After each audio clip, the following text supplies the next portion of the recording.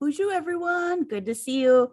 So, I have a story today about some Christmas events, but we've talked about reindeer, we've talked about elves, we've talked about Santa Claus and presents.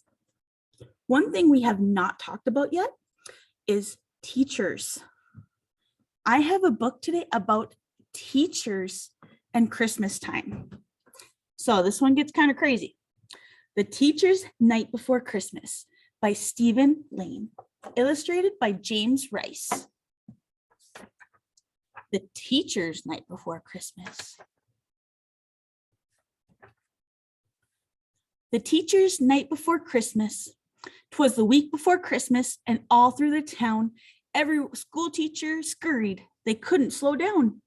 Their brains were all frazzled from their school celebrations and the seasonal rush of pre-Christmas vacation.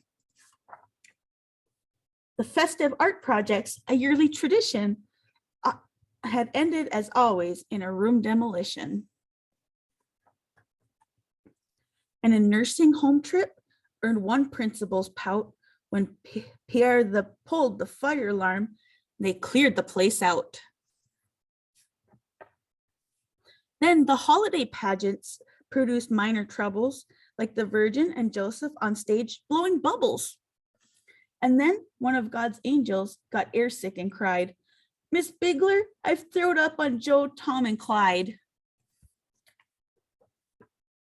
But when the gala school programs were done and folks parted, the room mom commandos had just gotten started.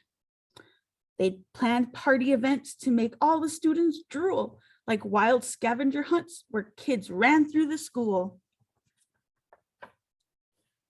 And unique Yuletide bingo, which started out nice until Mike Hattendorf won bingo game twice. Then the other kids hollered and threw such a fit that the game was short-lived because everyone quit. But the moms were undaunted. They moved on to crafts with some glue guns and scissors and spray paint and masks. And inside of 1 hour and 10-minute wreaths were lying all over and drying on sheets. Then the students and mothers departed the school, and the teachers rushed home just a few days till Yule. With a tree still to trim, Christmas candy to make, the cards yet to mail, plus a fruitcake to bake. So when Christmas Eve came, they were all feeling blue, for the teachers still had Christmas shopping to do. Thus they started at once to converge to the mall, but on the sight of a school bus in flight stopped them all. It was jolly Saint Nick steering down from the sky in a sport coat, suede elbows, new glasses, and tie.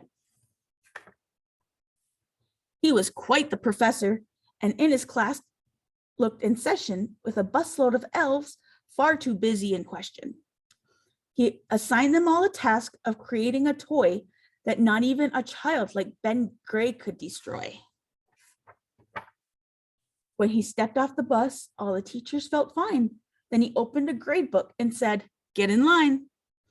Miss Bigler, Miss Haley, Miss Elks, Mr. Best, Mrs. Bruni, Mrs. Janice, Miss Dr. Johns, and the rest. You've been working so hard for your students I've seen that you've run short on time for your own Christmas scene. I've been checking my records throughout this past year, and your grades indicate that you have nothing to fear. Santa truly loves teachers, support staff, and such. Your students are blessed because you've given them so much." So I'm telling you all, and your colleagues here too, stop this last minute shopping. I'll take care of you.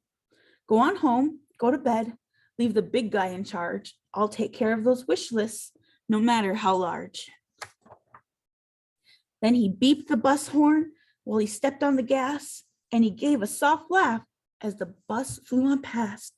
"Merry Christmas to all," his voice rang out with might, "but especially to teachers, and especially tonight."